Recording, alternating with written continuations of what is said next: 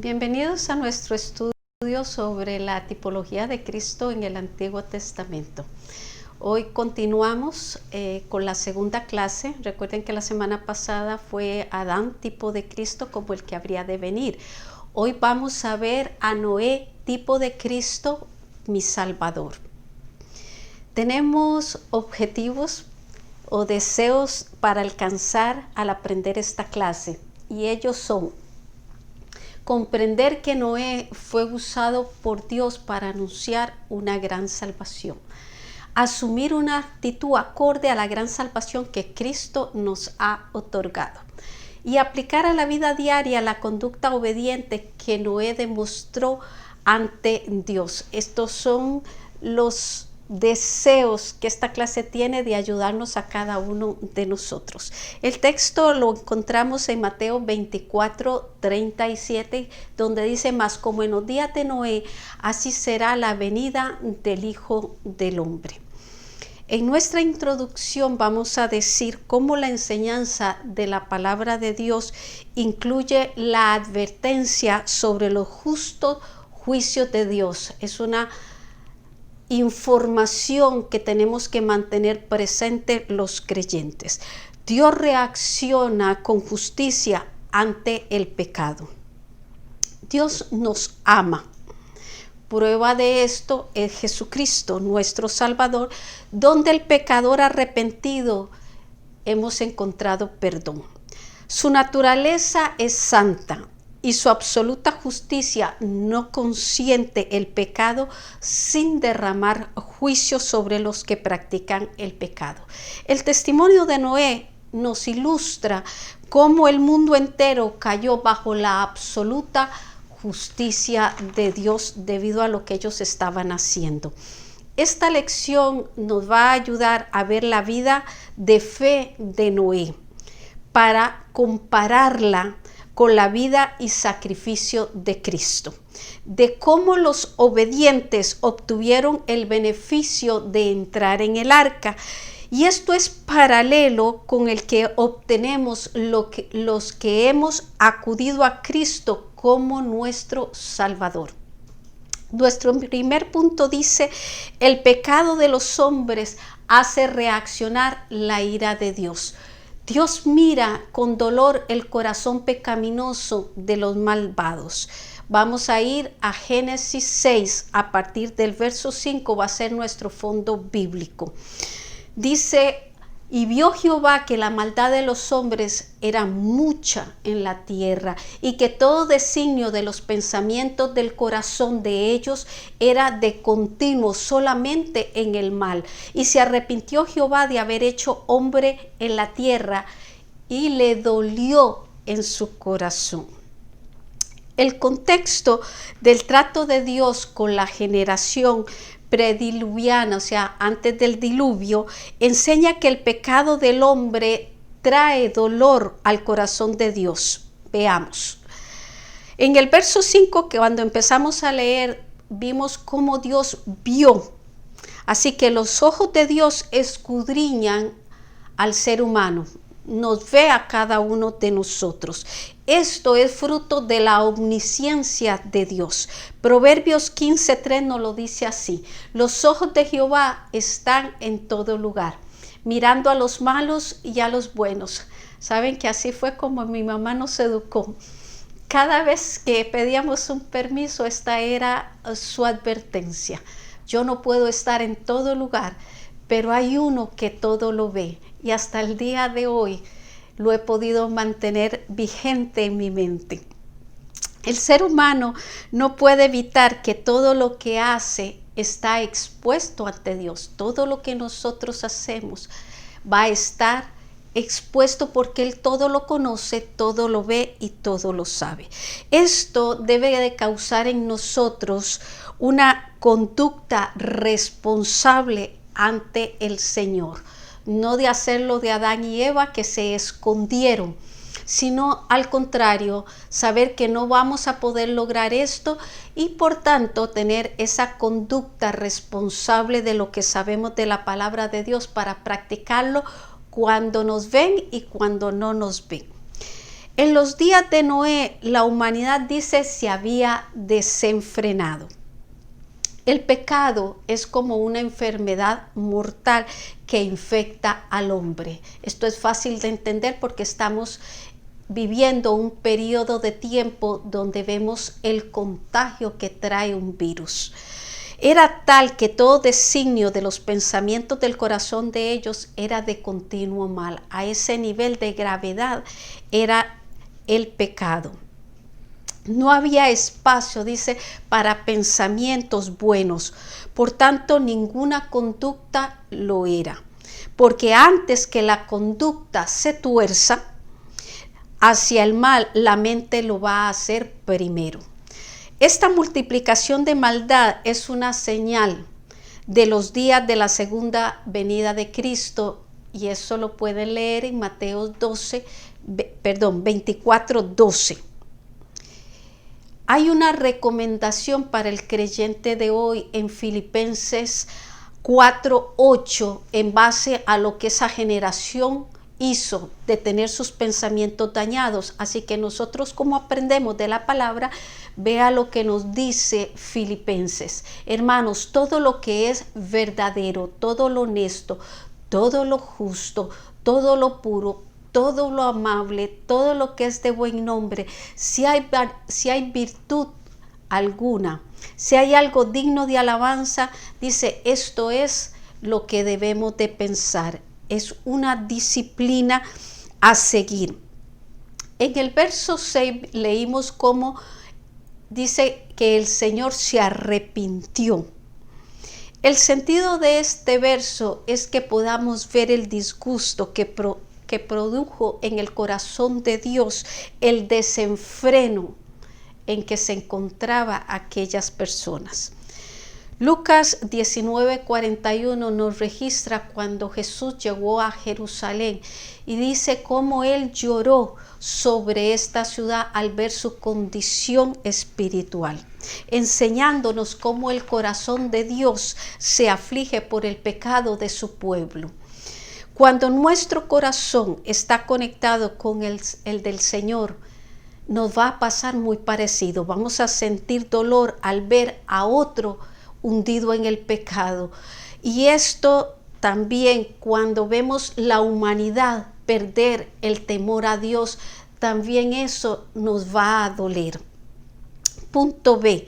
Dice, Dios determinó enjuiciar a los pecadores, pero Noé halló gracia. Versos 7 y 9 del capítulo 6 de Génesis. Y dijo Jehová, raeré sobre la faz de la tierra a los hombres que he creado.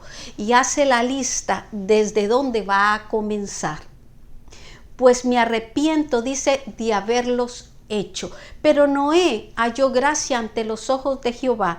Dice, Noé, varón justo, era perfecto en sus generaciones. Con Dios dice que caminó Noé. Dice que el verso 7 deja ver el juicio de Dios al desenfreno humano. Y la manera de atajar el mal fue destruyendo aquella raza que estaba dañada por el pecado. Desde que Adán pecó en el Edén, la ley divina estableció que la paga del pecado era muerte. Lo leemos en Génesis 2:17, cuando él le dice, mas del árbol de la ciencia, del bien y del mal no comeréis. Este era el mandamiento, porque el día que de él comieres, desobediencia, ciertamente morirás. También nos lo dice Romanos 6:23, porque la paga del pecado es muerte, mas la dádiva de Dios es vida eterna en Cristo Jesús. El juicio de Dios afectó a 4 tipos de criaturas: los hombres, a las bestias, a los reptiles y a las aves.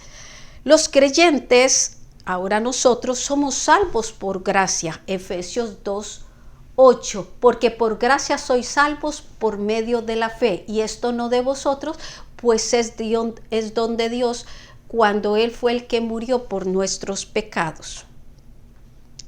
Pero esa misma gracia nos enseña a renunciar a los malos deseos humanos, porque hay deseos humanos que no tenemos que renunciar, ¿verdad? Nosotros recibimos necesidades de nuestro cuerpo físico, nos dan ganas de comer, nos dan ganas de dormir. Entonces son los malos deseos humanos. También a vivir de una manera sobria se nos exhorta. Eso significa que esté equilibrada. El creyente todavía no vive en el cielo, todavía estamos en la tierra, pero estamos conociendo el camino hacia esa morada celestial y eterna. Así que se nos muestra a desarrollar una conducta y debemos de incrementarla mientras nosotros estemos viviendo acá en la tierra. Hacerlo justa y piadosamente, nos dice Tito 2, 11 y 12, porque la gracia de Dios se ha manifestado para salvación, dice, a todos los hombres, enseñándonos cómo la gracia se manifiesta, que renunciando a la impiedad y a los deseos mundanos, vivamos en este siglo sobria, justa y piadosamente. Por eso les decía el equilibrio. En el verso 8 nosotros leímos cómo Noé alcanzó gracia ante los ojos de Jehová. Esta gracia que encontró Noé fue a raíz de su conducta, de su estilo de vida, antes de que pasara lo que pasó. Dios observó en él y cómo no iba a brillar, cómo no iba a resplandecer. En medio de una humanidad que pereció completamente, solo Noé y su familia quedaron. El verso 9 lo describe como el varón perfecto y justo. En sus generaciones, dice, por el contexto que estamos estudiando, podemos decir, como aquellos estaban con su mente tan mal y lo proyectaban en su conducta, si Noé halló gracia, ¿qué significa esto? Que la mente de Noé estaba llena de Dios y que sus actitudes eran hacia el bien y hacia la justicia. También agregó que Noé caminó con Dios. Esto encuentra su explicación en Hebreos 11:7 cuando lo describe. Por la fe Noé, cuando fue advertido por Dios acerca de cosas que aún no se veían, con temor dice que preparó el arca en que su casa se salvase. Y por esa fe condenó al mundo y fue hecho heredero de la justicia que viene por la fe. En estos días donde la maldad está trayendo dolor a Dios, porque en estos días se está manifestando la maldad y se está multiplicando la maldad entre los hombres.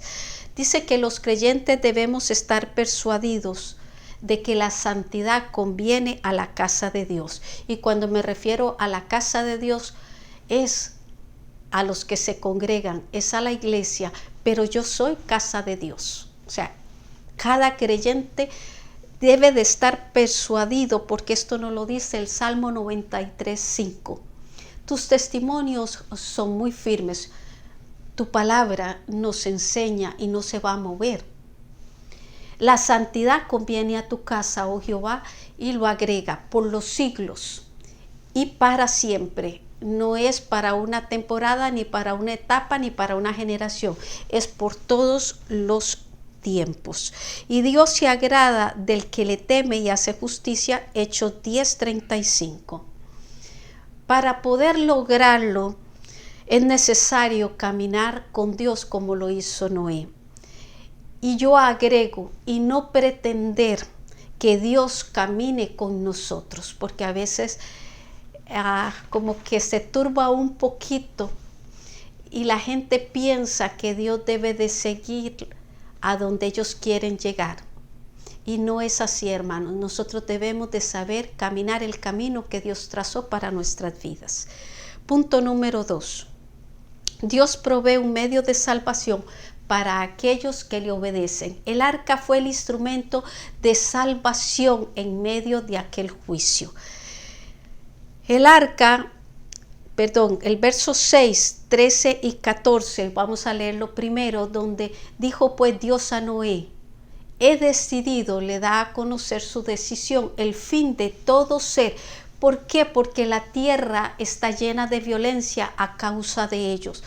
Lo que ellos estaban haciendo, si Dios les permitía continuar, iba a desaparecer. A ese momento solo había un hombre que se llamaba Noé. Así que si Dios permitía que esa generación no fuera exterminada, se corría el riesgo de que se acabara aquella raíz buena. Y aquí que yo los destruiré con la tierra. Hazte un arca de madera de gofer, y le da las instrucciones de esta arca. Dice en el verso, y dijo Dios a Noé. Vamos a ver que él comunicó a su siervo lo que estaba por hacer, lo que él había decidido. Esto nos habla de la comunicación que debe de tener el creyente con Dios. En el caso de Noé fue advertido a causa de cómo él se mantenía y quién era él y qué pensaba él de Dios. El corazón del justo debe ser uno con Dios. Amós 3:7 nos dice: porque no hará nada Jehová el Señor sin que revele su secreto a sus siervos los profetas. Qué importante es que nos mantengamos como siervos. Lo que el Señor le comunica y le dice a Noé fue un anuncio terrible. Imagínense lo que sintió Noé cuando escuchó aquella noticia. No había ninguna manifestación visible de aquella declaración. Tenemos que tomar en cuenta, y por eso Hebreos 11:7 habla de la fe de él. Porque lo que era acerca de la naturaleza, hasta entonces no había llovido. Y va a llover, y se le está anunciando cómo se van a abrir estas fuentes de agua.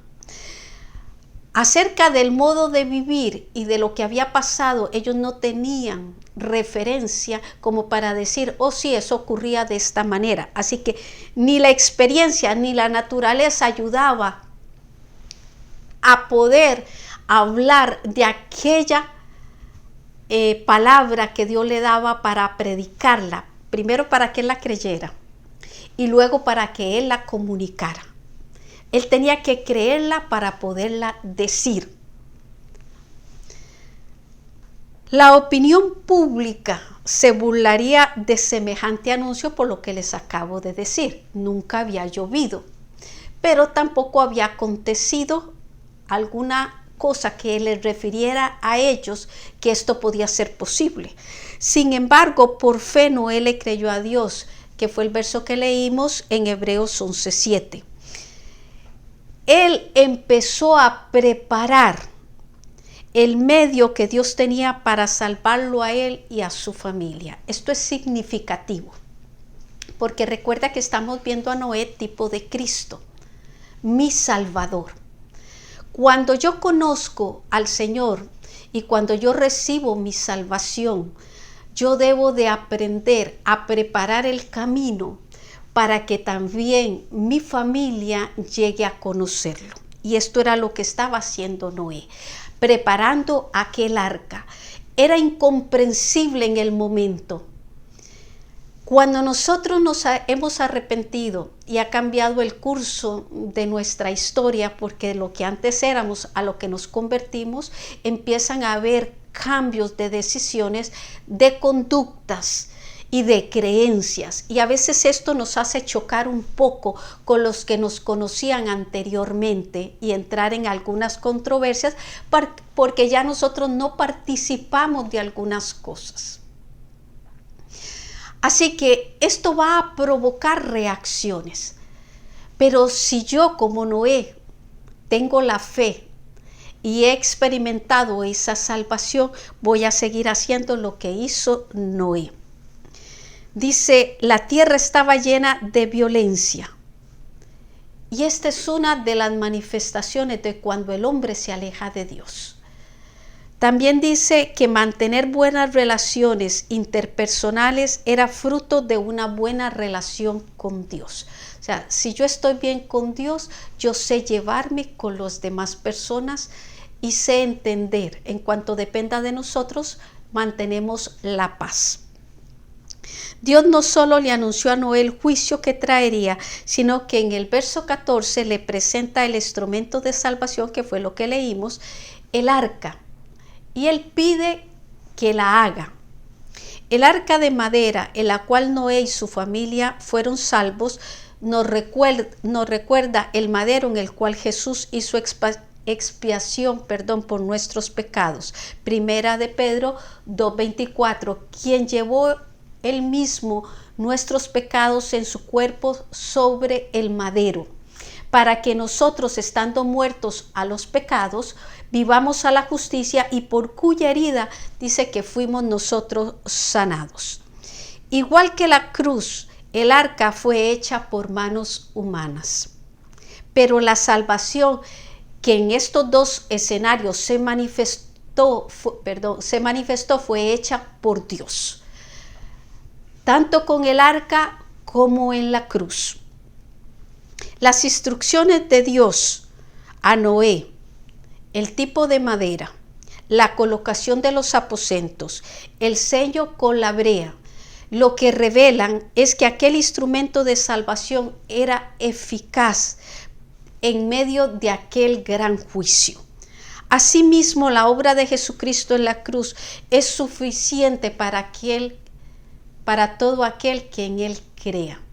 Cuando nosotros vemos a alguien que queremos en un vicio, en un sufrimiento, en una depresión, en una enfermedad, y si esa persona no ha recibido salvación, nuestra primera oración es para eso, para que esa persona pueda hacer esa conexión con Dios. Una vez que la persona hace conexión con Dios, puede entrar a un cambio donde pueda cambiar el curso de aquel momento o aquella circunstancia que le está aconteciendo, porque la mayoría de veces esos son conexiones con el pecado que se practica.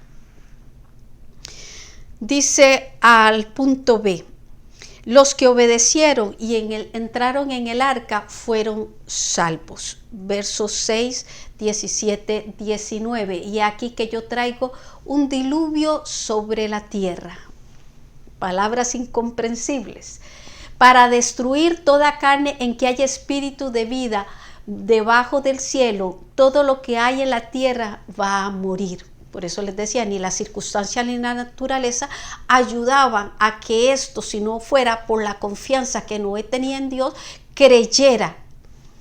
Mas estableceré mi pacto contigo y entrarás en el arca tú, tus hijos, tu mujer y las mujeres de tus hijos contigo. Dice el verso 17, he aquí, yo traigo un diluvio de agua sobre la tierra. Si ustedes leen en Génesis 7, en los versos de 10 al 12 y el 20 van a oír esto. En este juicio fueron rotas las fuentes del gran abismo, las cataratas de los cielos, y dice que hubo lluvia por 40 días. El agua dice que subió 15 codos, que aproximadamente es 7.85 metros por encima de los montes que estaban debajo de los cielos. Dios siempre le permite al hombre elegir entre obedecerlo o seguir sus propios caminos. Esa es nuestra decisión. El verso 18 dice que después del anuncio de la destrucción que haría por las aguas, porque lo que hizo fue anunciar, pero ellos eran los que elegían entre obedecer o seguir sus propios caminos. Así que después del anuncio de la destrucción que haría por las aguas, Dios le dice que establecería un pacto, le dice a Noé.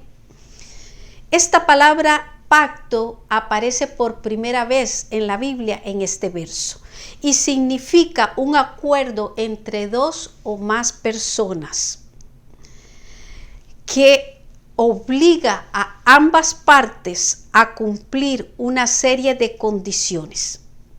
En este caso, Dios le promete a Noé salvación, pero condiciona a Noé a que le obedezca. ¿Qué era lo que Noé tenía que obedecer? Hacer el arca, entrar en ella, llevar en esa barca a aquella pareja de animales de cada especie, pero también a su esposa, a sus 3 hijos y a la pareja de sus 3 hijos. Para nosotros como creyentes es saber que somos salvos por gracia, pero el ser salvos por gracia debemos de vivir en obediencia, dice, a la ley de Cristo, 1 Corintios 9:21. A los que están sin ley, como si yo estuviera sin ley, hablando Pablo de predicarles, no estando yo sin ley de Dios, sino bajo la ley de Cristo, para ganar a los que están sin ley. ¿Bajo quién estaba Pablo? Bajo la ley de Cristo. Así que debemos obediencia a ella. Filipenses 2:15 nos dice cuál debe ser nuestro resplandor, porque decimos somos la luz de la tierra. Así que Filipenses 2:15 nos dice cuál es nuestro resplandor. Para que seáis, dice, irreprensibles y sencillos, hijos de Dios sin mancha, en medio de una generación maligna y perversa, de la cual resplandecéis como luminares en el mundo. Al ser obedientes a la ley de Cristo, nos hace irreprensibles y sencillos. Y nos mantiene sin mancha porque tenemos abogado para con el Padre. Vivimos en medio de una generación maligna. Y hay algo que debemos de admirar en Noé. Cómo él, en medio de aquella abundancia de maldad, de perversiones, de cosas bastante feas, pero apetecibles a la carne, él supo mantenerse y resplandecer como un luminar en el mundo. Así que sí se puede. Dice también que el mandamiento de Dios a Noé en cuanto a su salvación tuvo un alcance familiar. ¿Recuerdan el carcelero de Filipos en Hechos 16:31, donde le dicen, serás salvo tú y toda tu casa? Encierra este mismo principio, el obedecer a Dios primero, construir el arca que era el medio de salvación, en este caso nosotros, ir a Cristo nosotros primero, no llevar a los otros a que se conviertan, no, primero me convierto yo, y al convertirme yo soy un medio de transmisión. Recuerda cuando dice en el matrimonio, el que vive con un incrédulo y consiente en hacerlo, ese hogar va a ser bendecido y santificado en el que es el creyente. Así de importante es ser firme en la ley de Cristo. El verso 19 nos reitera el cuidado de Dios con las especies animales. Y de todo lo que vive, de toda carne, 2 de cada especie meterás en el arca. Así fue como se preservó, para que tengan vida contigo, macho y hembra serán. Y deja claro que todo el que entrara con Noé al arca estaría fuera del juicio, cuando dice, meterás en el arca para que tengan vida contigo. Promesa del que acepta a Cristo, ser salvo de la ira venidera, pero también el que el cielo será nuestra morada eterna, 1 de Tesalonicenses 1:10, y esperar de los cielos a su Hijo, al cual resucitó de los muertos, a Jesús, quien nos libra de la ira venidera, del juicio de separación eterno de Dios. Punto número 3. La venida de Cristo ocurrirá como sucedió en los días de Noé. La situación moral previa al diluvio dice que va a ser la misma a la segunda venida de Cristo. Esto lo vamos a estar viendo en Mateo 24. Dice que este capítulo el Señor habla acerca de las señales del fin. La iglesia de Cristo, nosotros, está en la última etapa antes de ser llevada a las bodas del Cordero. El verso 37 nos dice que su venida será como en los días de Noé, mas como en los días de Noé, así será la venida del hombre. Así el Señor Jesús dice que su venida será como en los días de Noé. Así el Señor hace real el hecho que Noé es tipo suyo en el Antiguo Testamento. Así como Noé anuncia el juicio que habría de venir, el Señor en este capítulo 24 anuncia los juicios que les espera a los que rechazan el Evangelio. Mateo 25, 41, 46 nos dice: entonces dirá también a los de la izquierda, apartados de mí, malditos, al fuego eterno preparado para el diablo y los ángeles. Una decisión determinada para la eternidad, y da una lista donde muestra el carácter de por qué están en la condición donde están. Si nosotros nos vamos al verso 46, nos dice: e irán estos al castigo eterno y los justos a la vida eterna. Unos irían a la derecha, que son los justos, y los otros a la izquierda. Y ya ven el carácter que tenían aquellos. En Génesis 6, del 1 al 5, se nos muestra el origen de por qué hubo ese desenfreno moral. No lo voy a leer todo porque es un poquito largo, pero ustedes van a poder leer cómo le nacieron hijas a los hijos de los hombres, pero los hijos de Dios las vieron y empezaron a escoger entre ellas porque las vieron hermosas. Así que lo que aquí nos está diciendo es cómo se unió la raíz santa de Dios en los hijos de Dios con las hijas de los hombres, hablando de aquellos que no le servían a Dios, provocando en el verso 5, nos dice el verso 5 cómo terminan y cómo ellos se pervierten al punto que Dios dice que vio la maldad de ellos y que era mucha, y todo designio de los pensamientos del corazón de ellos era de continuo solamente del mal. Así que el comienzo estuvo por una desobediencia, que en el momento no se vio tan grave hasta el punto de la multiplicación de aquella desobediencia hasta llegar al juicio y al final que se ve en el capítulo 5.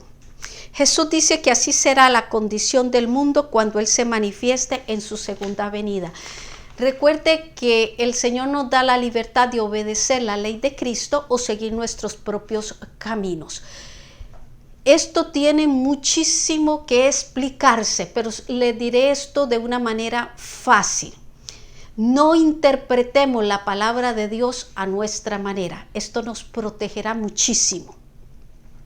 El verso 38 en la segunda parte nos dice cómo se muestra la ceguera espiritual y la locura moral que se hizo hasta el día que Noé entró en el arca.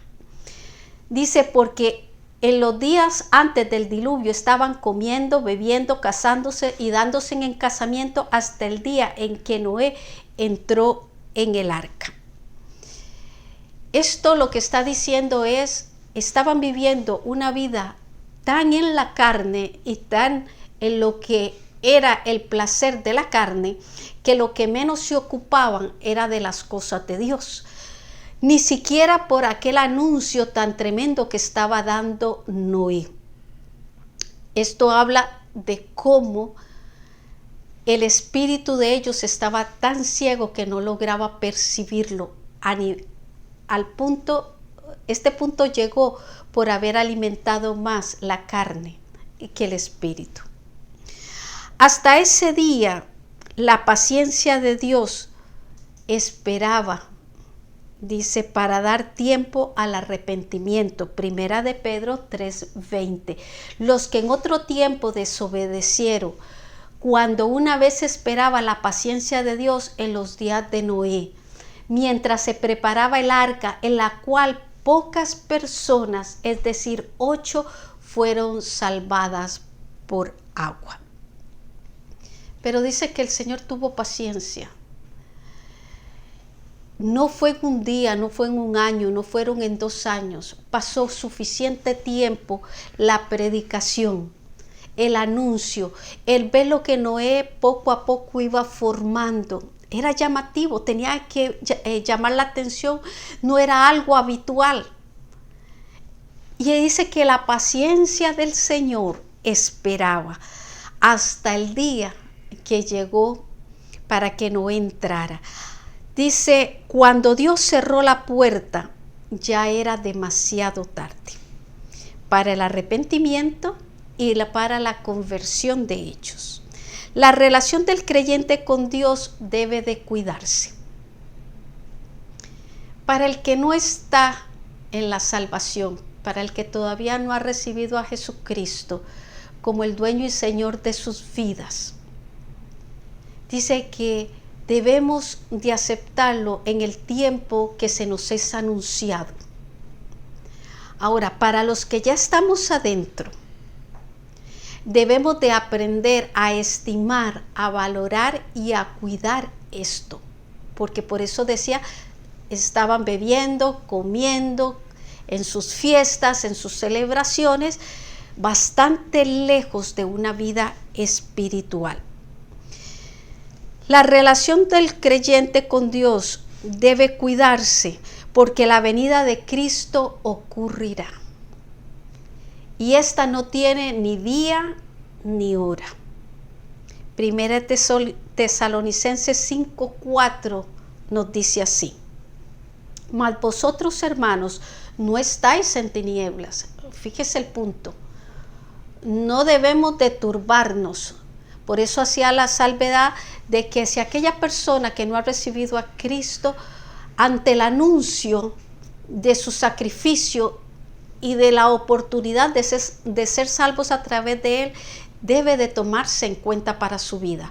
Pero para los que estamos adentro, que lo hemos alcanzado, no podemos dejar ir y descuidar, veíamos la semana pasada, una salvación tan grande.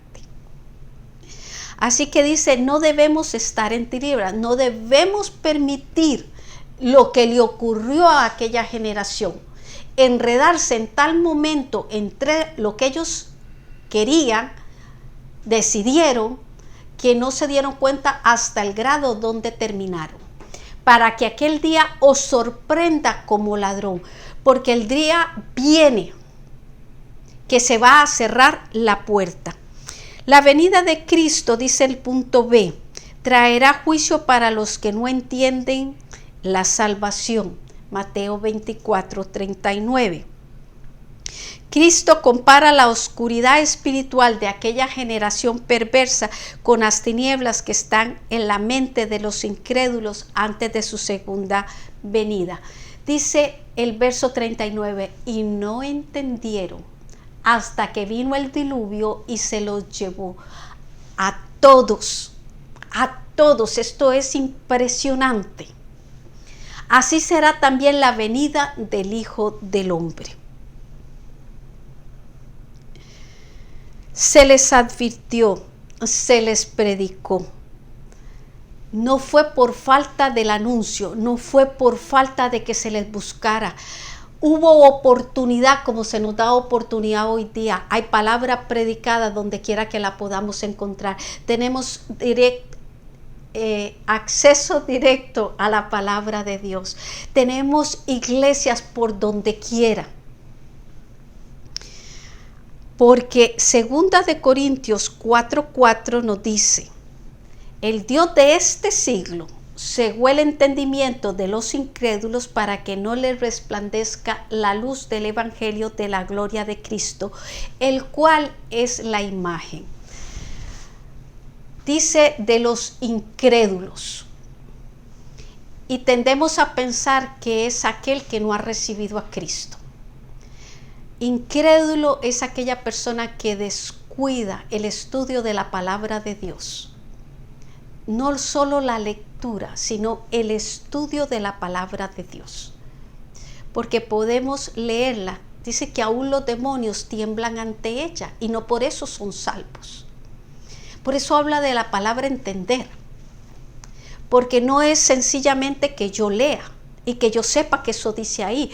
No, entender implica que yo la leí y la recibí y ella se encargó de hacer cambios internos en mí a raíz de que comprendí lo que ahí se decía. Es peligroso que dentro de lo que yo haga, yo abra puertas para que el Dios de este siglo ciegue mi entendimiento. Jesús en Mateo hace ver que esa ceguera de los días de Noé se repetirá antes de su segunda venida. Si el Señor lo está advirtiendo y dice que va a acontecer, es verdad. Así que dice que en los últimos días una de las cosas será la apostasía. La apostasía es aquel que conociendo se aparta. El verso 38, uniendo y resumiendo, la depravación de aquella generación terminó, se cerró el arca. El verso 39 dice que en verdad entendieron cuando vino el diluvio. Al ver el agua supieron que Noé y todo lo que él les dijo tenía razón, pero ya era tarde. Segunda de Pedro 3:6 nos dice, el mundo de entonces pereció anegado en agua. Aquella gente que vivía contemporáneo con Noé. La lección que tenemos para dar es que no basta con entender, sino que hay que hacerlo en tiempo. Repito, la lección es que no basta con entender, sino que hay que hacerlo en el tiempo oportuno. Romanos 2:4 exhorta, o menospreciáis las riquezas de su benignidad, de su paciencia, de su longanimidad, ignorando que su benignidad te guía al arrepentimiento. Yo he conocido personas que les he predicado al Señor y me han dicho, oh sí, usted no es la primera persona. Voy en un bus y me lo dicen. Voy a un lugar y me encuentro con alguien que me lo repita. Y se ha encontrado con esa palabra más de una vez. ¿Qué significa eso? Que ha menospreciado esas riquezas de benignidad, de paciencia, de longanimidad, donde el Señor le ha dado múltiples oportunidades para que vea lo precioso, para que sea rescatado y llevado a la vida eterna. Dice, así será la venida del Hijo del Hombre. Se vuelve a comparar los días de Noé con los días de su segunda venida. El consejo del Señor en Lucas 21, 34, 36 es, yo aquí tengo toda la palabra escrita, yo se la voy a parafrasear a ustedes. Mirar también por nosotros, o sea, debemos vernos nosotros, a fin de que lo que pasa a nuestro alrededor no nos envuelva a un nivel de no ver y entender los tiempos. Y venga aquel día, porque vendrá, como un lazo sobre toda la tierra. Velad en todo tiempo, nos aconseja, orando. Así que tiene que ser en una dependencia del Espíritu Santo. No se confía en su carne, confíe su carne al Espíritu de Dios, para no ser atrapados por artimañas del enemigo, por influencias sociales y por falsa confianza. Falsa confianza me refiero a cuando dice todavía hay tiempo. Debemos estar listos, no por miedo a ir al infierno. Debemos estar listos porque hemos conocido lo mejor de lo mejor, al Señor soberano, y queremos una eternidad con Él. Nuestra conclusión se la dejo en Primera de Juan 2, a partir del verso 2. También lo voy a parafrasear porque es muy largo. Dice, Él que es Cristo, es la propiciación, es nuestro sacrificio por nuestros pecados y los de todo el mundo. El Señor lo hizo y lo ofrece a todo aquel que quiera recibirlo.